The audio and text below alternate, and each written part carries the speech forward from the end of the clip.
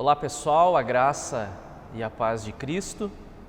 Hoje nós vamos dar continuidade à mensagem do Evangelho de Lucas, que é uma pregação específica que eu tenho realizado na igreja desde 2016, como vocês já sabem, e que agora, devido às circunstâncias, eu resolvi finalizar ou dar continuidade a ela gravando as mensagens enquanto nós não tivermos cultos presenciais. Essa mensagem ela estava já encaminhada, praticamente pronta para o domingo, dia 28, hoje o dia em que ela está sendo transmitida, mas devido ao decreto estadual, nós não estamos então com a igreja aberta nesse momento. O texto que nós vamos meditar, ele está em Lucas, obviamente, no capítulo 22 e versículo 31. Nós vamos do versículo 31 ao 38. É uma leitura um pouquinho extensa, mas importante, não poderíamos deixar de fazer toda ela.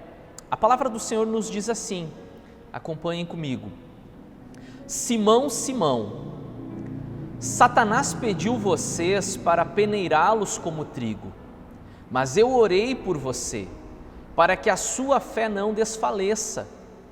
E quando você se converter, fortaleça os seus irmãos. Mas ele respondeu, estou pronto para ir contigo para a prisão e para a morte. Respondeu Jesus, eu lhe digo, Pedro, que antes que o galo cante hoje, 3 vezes você negará que me conhece. Então Jesus lhe respondeu, ou melhor, então Jesus lhe perguntou, então Jesus lhes perguntou, quando eu os enviei sem bolsa, saco de viagem ou sandálias, faltou-lhes alguma coisa? Nada, responderam eles. Ele lhes disse, mas agora, se vocês têm bolsa, levem-na, e também o saco de viagem. E se não têm espada, vendam a sua capa e comprem uma. Está escrito, e ele foi contado com os transgressores, e eu lhes digo que isso precisa cumprir-se em mim. Sim, o que está escrito a meu respeito está para se cumprir. Os discípulos disseram, vê, Senhor, aqui estão 2 espadas, é o suficiente, respondeu ele. Bem, esse aqui é o texto, é um texto que eu acabei juntando 2 momentos desse pós-ceia de Jesus com os seus discípulos. Vocês ouviram no último domingo que logo após a refeição os discípulos eles começam a discutir sobre quem seria o mais importante entre eles. Jesus lhes dá uma lição e agora Jesus se direciona a Pedro, o que me faz pensar que foi exatamente este discípulo que levantou a questão de quem ocuparia o lugar de destaque ou a liderança do grupo na ausência, na falta de Jesus. Aí Jesus lhe direciona a palavra e diz que Satanás estava pretendendo peneirá-los como trigo, palavras do texto, né? E que nós não sabemos exatamente a aplicação dessa palavra, porque aqui tem uma questão talvez cultural, uma expressão regional, mas nós percebemos pelo contexto que boa coisa não é. E aí Pedro, ele defende ou ele argumenta que ele está pronto para morrer por Jesus, para sofrer por Jesus se for necessário. Mas Jesus lhe então adverte, lhe avisa, né? E essa é a mensagem de hoje. Pedro é avisado, Jesus lhe avisa que antes que o galo cante 3 vezes, ou melhor, antes que o galo cante, 3 vezes Pedro lhe negaria. E aí então Jesus se direciona ao grupo maior e lhe faz lembrar que muitas vezes Jesus os enviou sem provisões, sem uma sandália extra, sem uma capa, sem uma bolsa, sem dinheiro. E aí lhes pergunta se faltou alguma coisa. Eles respondem, não faltou nada. Mas agora vocês precisam então levar essas provisões. Inclusive, vocês precisam de espadas. E aqui é um texto curioso porque muitos se perguntam se Jesus estava incitando a violência, se estava incentivando uma guerra. Mas é óbvio que não, porque não fazia parte da argumentação de Jesus, da sua pregação, a violência. Muito pelo contrário, ele inclusive surpreendeu os seus ouvintes quando disse: se alguém lhe bater numa face, ofereça a outra. E o próprio contexto do que lemos, ele nos faz entender que a questão de levar consigo espada não estava falando sobre violência, sobre guerra, sobre revolução ou qualquer outra coisa. Alguém chegou e disse: olha, aqui tem 2 espadas. E Jesus disse: é o suficiente, basta. Ou seja, que guerra era essa que Jesus iria fazer, travar com apenas 2 espadas? Então nós entendemos que aqui, esse texto, na verdade, ele está sendo um cumprimento de uma profecia do profeta Isaías, no capítulo de número 53, que falava que ele seria encontrado, achado entre os malfeitores, né? Então, nós percebemos que cada detalhe, cada episódio, cada evento, cada expressão, ela se cumpre na pessoa de Jesus. Até mesmo, e nós vamos ver isso daqui a alguns domingos, quando Jesus é levado diante do Sinédrio, do Supremo Tribunal dos Judeus, e perguntam para ele: tu és o Cristo? Ele diz: vocês dizem que eu sou o Cristo. E aí eles ficam enfurecidos com ele. Quando que o Sinédrio disse que Jesus era o Cristo? Nós não temos uma afirmação, uma frase do Sinédrio, dos sumos sacerdotes, dos saduceus ou até mesmo dos fariseus declarando que Jesus é o Cristo.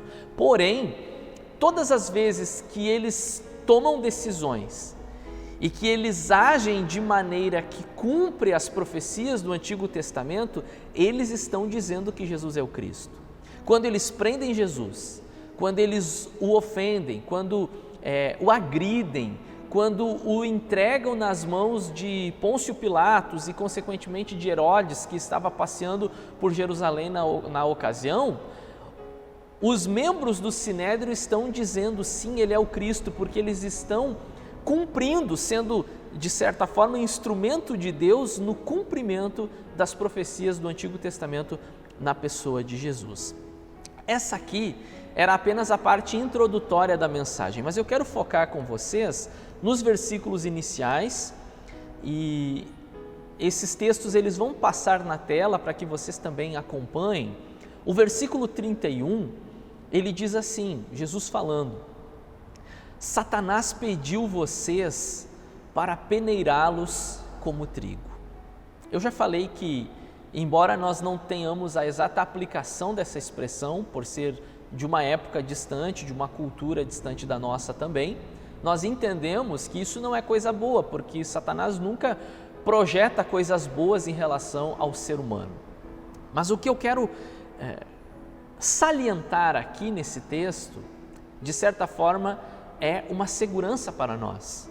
Nós precisamos entender, sim, existe um mundo espiritual, existem as trevas, existe o maligno, existe toda uma conspiração contra os filhos de Deus, porém, nós estamos resguardados, protegidos e guardados em Cristo, porque o diabo, Satanás, ele não tem autoridade sobre nós, a não ser que seja-lhe permitido fazer alguma coisa. Você pode lembrar o caso de Jó. Satanás ele se achega diante de Deus, o livro de Jó registra isso no Antigo Testamento, ele se achega diante de Deus e Deus lhe pergunta: viste meu servo Jó? Um homem temente, fiel, que não há outro igual. Aí Satanás lhe diz: olha, ele é tudo isso porque ele tem saúde, porque ele tem uma família linda, porque ele é rico. E aí então Deus gradativamente lhe permite tocar na vida de Jó, tocar nas suas finanças, tocar na sua saúde, tocar na sua família, não exatamente nessa ordem, até que Jó não tenha mais nada, porém Jó tinha Deus. Essa é a mensagem para nós. O maligno, ele não tem autoridade alguma sobre a nossa vida. E eu percebo muitas vezes que crentes em Jesus Cristo têm muito mais medo do diabo do que temor e confiança em Deus. E nós precisamos corrigir isso em nós, dentro do nosso coração. A quem nós servimos? Quem é o Deus a quem entregamos a nossa vida. Precisamos pensar nisso. E aí eu compartilho com vocês uma frase, um versículo da primeira epístola do apóstolo João, no capítulo de número 5 e versículo 18. 1 João 5,18 nos diz assim: aquele que nasceu de Deus o guarda e o maligno não lhe toca. Quando a gente lê o contexto desse texto, nós entendemos que aquele que nasceu de Deus está se referindo a Jesus, tanto que eu coloquei aqui entre colchetes a palavra Jesus para que você pudesse entender. Essa palavra ela não está lá no texto original, mas ela foi colocada para nos elucidar. Aquele que nasceu de Deus o guarda, ou seja, Jesus nos guarda, e com isso o maligno não nos toca. Que garantia, que certeza e que promessa sobre as nossas vidas. O diabo ele não tem autoridade sobre nós. Satanás ele pediu para Jesus para peneirá-los como trigo. E aí nós vamos ver a sequência do que acontece então. E aí Jesus diz para Pedro e para os demais, no versículo 32, mas eu orei por você, para que a sua fé não desfaleça. Com essa declaração e ao mesmo tempo informação de Jesus a Pedro, dizendo que orou por Pedro para que a sua fé não desfalecesse, nos mostra o caráter sacerdotal e intercessório de Jesus. Jesus é aquele que o capítulo 17 de João, eu não coloquei aqui porque é um texto longo, mas eu convido vocês a procurarem na Bíblia de vocês. O capítulo 17 de João, ele nos mostra Jesus orando pelos seus discípulos, a famosa oração sacerdotal. E é isso que ele faz por nós, ele intercede por nossas vidas diante do Pai. Não existe outro. Eu sei que algumas pessoas acreditam em outros intercessores, em intercessoras, mas nós que olhamos para o Evangelho de Cristo entendemos que só existe um que entra na presença de Deus em nosso favor, que é Cristo, o Filho de Deus. E por conta disso, depois o autor aos Hebreus vai nos dizer que ele abriu esse novo e vivo caminho e que então, a partir dele e do seu sacrifício, nós podemos nos achegar com confiança ao trono da graça. Mas nós temos um Pai, um Salvador que intercede por nós, porque se não fosse Ele intercedendo por nós, nós não teríamos condições alguma de estar onde estamos, de resistir às tentações e de viver uma vida plena. Isso só é possível porque Ele intercede por nós. E o autor aos Hebreus, é uma pena que eu tenha que fragmentar bastante o texto, mas o autor aos Hebreus, capítulo 4, verso 15, nos dá uma lição sobre esse ofício sacerdotal de Cristo, de alguém que entra no Santo dos Santos em favor do povo. Se você conhece um pouco da história dos sacerdotes, livro de Levítico, Êxodo, Levítico, no Antigo Testamento, você vai compreender, vai entender com maior exatidão. E aí o autor aos Hebreus, ele argumenta da seguinte maneira: pois não temos um sumo sacerdote que não possa compadecer-se das nossas fraquezas, mas sim alguém que, como nós, passou por todo tipo de tentação, porém sem pecado.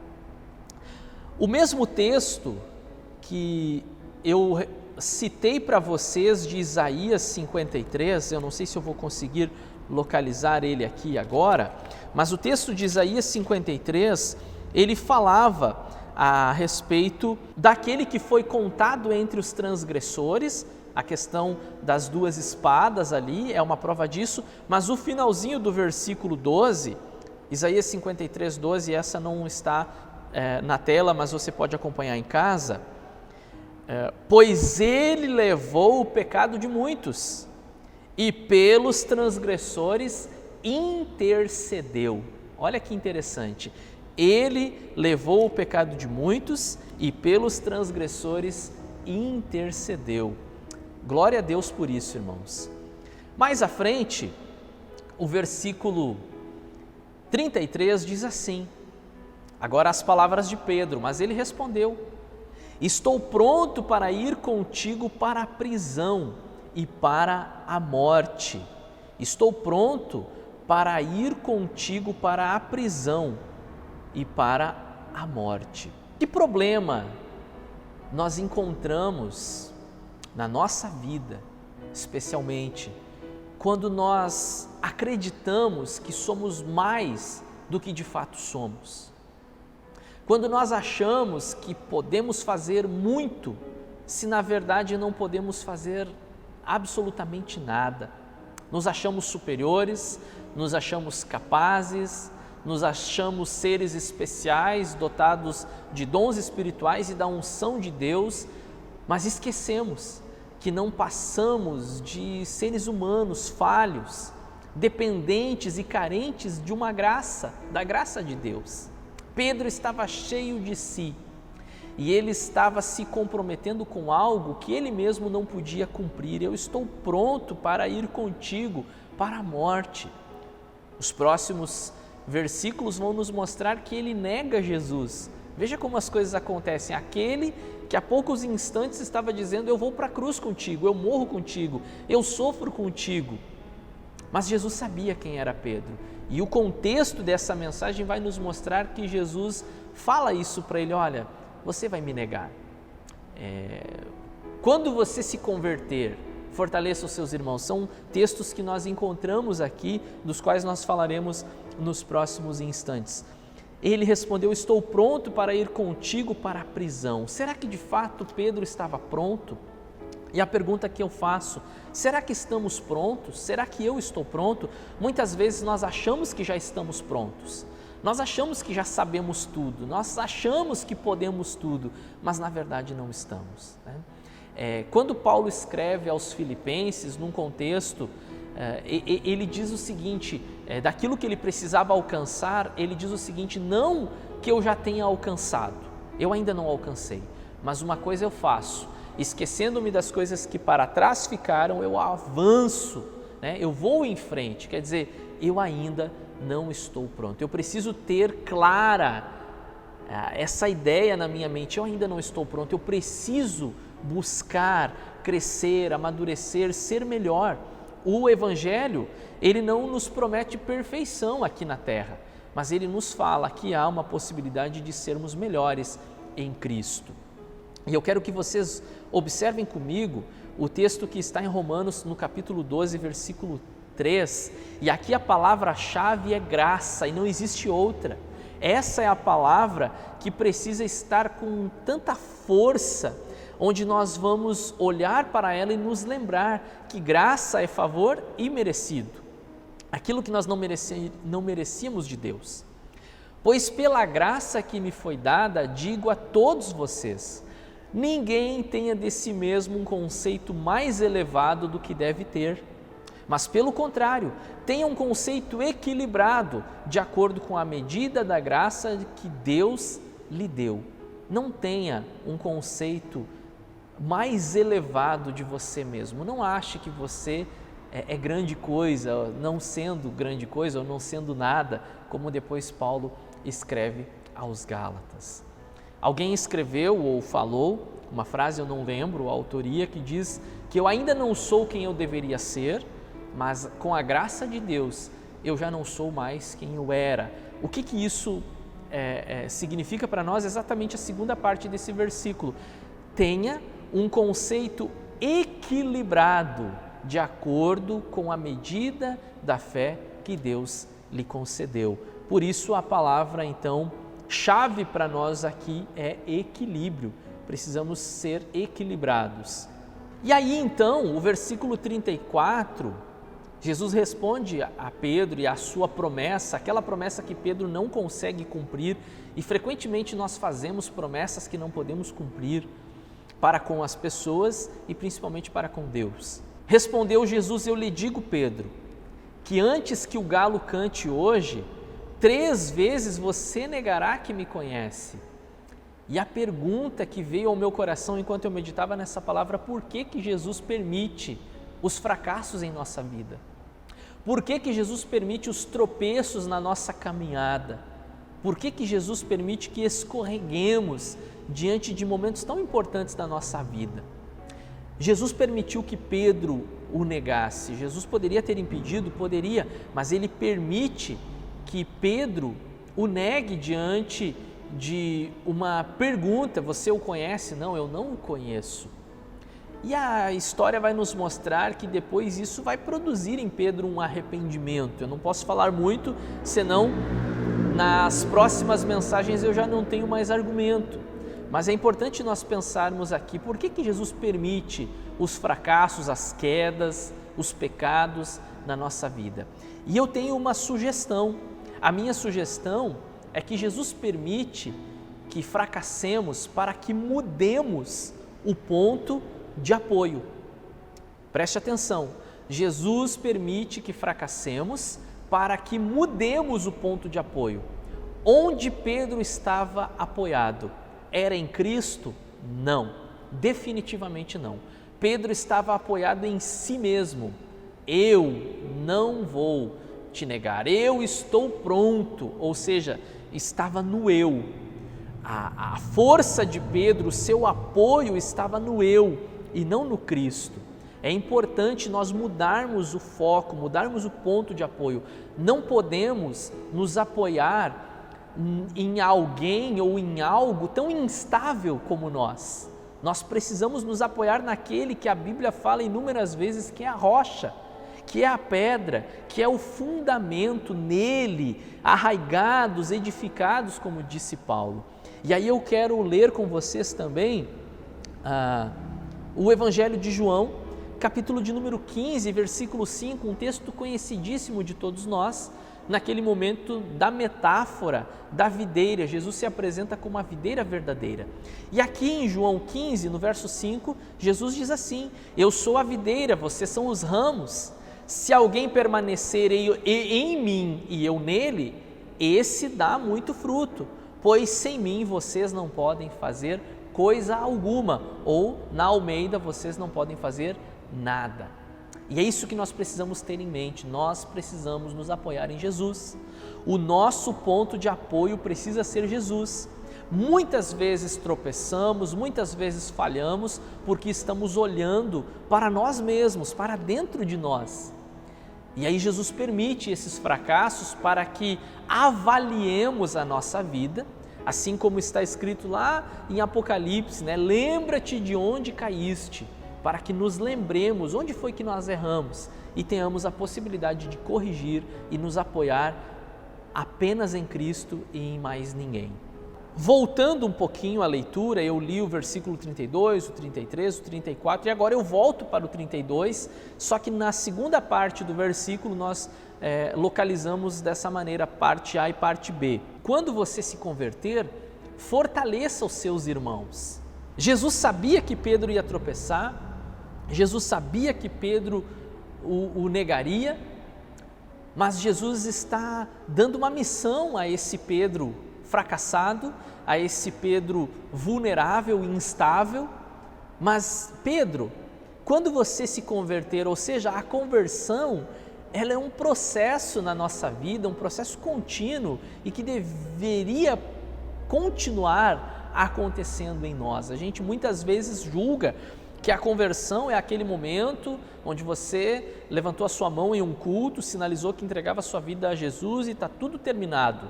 Ali uma obra foi iniciada na nossa vida, mas nós precisamos frequentemente voltar, os nossos pés para o caminho, para o verdadeiro caminho. Às vezes nós estamos saindo do trilho e precisamos voltar.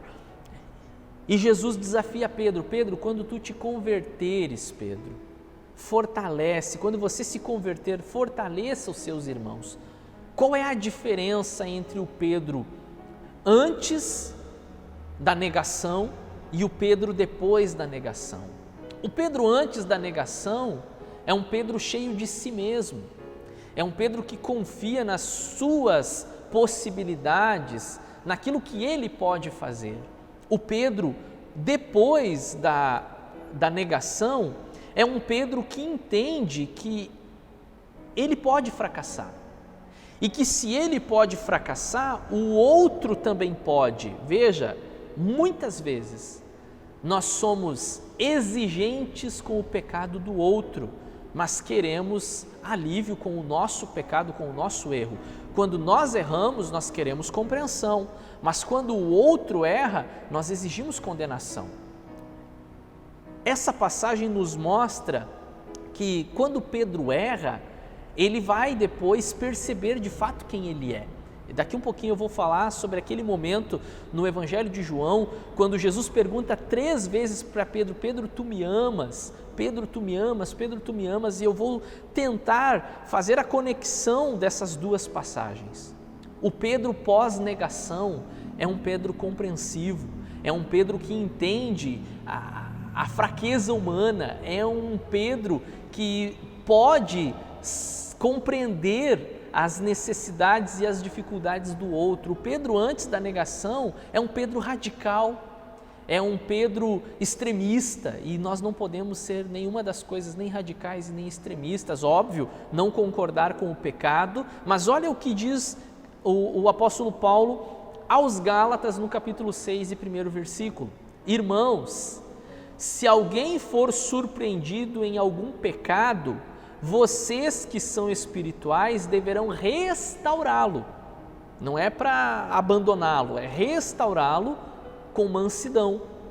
Cuide-se, porém, cada um para que também não seja tentado. Ou seja, nós somos feitos da mesma substância. Nós estamos sujeitos às mesmas tentações. Nós temos os mesmos defeitos, alguns com algumas peculiaridades, mas de um modo geral nós somos iguais. O que nos difere é a graça de Deus. Por que alguns estão firmes? Pela graça de Deus, não é por mérito pessoal. Então, se não é por mérito pessoal, a palavra de Deus me manda ter paciência com o irmão, corrigi-lo, admoestá-lo com amor, com paciência, visando a restauração e entendendo: puxa vida, um dia eu estive nessa situação, eu também traí Jesus, eu também tropecei, eu também neguei que conhecia Jesus, e agora com compaixão, misericórdia, eu vou estender a mão e tentar ajudar esse irmão que está numa situação que há bem pouco tempo atrás eu também estive. A graça de Deus, ela não me dá direito de exercer juízo sobre o outro, mas a obrigação de mostrar misericórdia. É isso que ela faz conosco. E aí então, nós chegamos no texto de João, capítulo 21, versículo 15, 16 e 17, que diz assim: depois de comerem, Jesus perguntou a Simão Pedro: Simão, filho de João, você me ama realmente mais do que estes? Olha só essa pergunta. E a relação dessa pergunta com a discussão deles, qual deles era o maior no reino de Deus, né? Você me ama realmente mais do que estes? Se fosse o Pedro antes da negação, dizia: óbvio, eu te amo mais do que todos. Mas veja, disse ele: sim, Senhor, tu sabes que eu te amo. Disse Jesus: cuide dos meus cordeiros. Novamente Jesus disse: Simão, filho de João, você realmente me ama? Ele respondeu: sim, Senhor, tu sabes que te amo. Disse Jesus: pastorei as minhas ovelhas. Pela terceira vez ele lhe disse: Simão, filho de João, você me ama? Pedro ficou magoado por Jesus lhe ter perguntado pela terceira vez: você me ama? E lhe disse: Senhor, tu sabes todas as coisas e sabes que te amo. Disse-lhe Jesus: cuide das minhas ovelhas. Bom, os especialistas em grego vão dizer que aqui nós temos duas expressões que são traduzidas para nós como amor, mas que não foram as mesmas expressões usadas por Jesus e por Pedro. Contextualizando, era como se nós traduzíssemos da seguinte maneira: Jesus pergunta: Pedro, você me ama mais do que os outros? E Pedro responderia: Jesus, tu sabe que eu gosto de ti. Mais ou menos seria isso, segundo informações de pesquisa. Mais ou menos seria isso. Pedro não estava dizendo que amava-o com o pleno e maior amor. Ele estava dizendo: olha, eu amo, mas é um amor um pouquinho menor, eu gosto de ti. Por que Pedro faz isso? Porque ele não ama Jesus? Não, não é por isso. Muitas vezes eu pensei: puxa, Pedro não ama Jesus o suficiente, mas não é essa a questão. A questão aqui é que o Pedro pós negação é um Pedro que não quer se comprometer com algo que ele possa não conseguir cumprir. Ele não quer fazer promessas maiores do que as suas forças.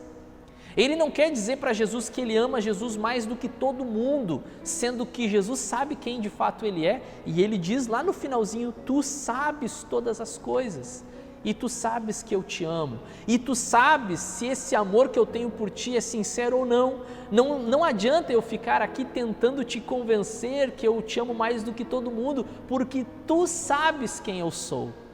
Irmãos, eu chego diante desse texto até mesmo emocionado em ver a transformação que Jesus realiza no coração de um homem orgulhoso e cheio de si, e que chega a ser depois um personagem importantíssimo na história da igreja e alguém que, conforme a tradição, morreu crucificado por amor a Jesus.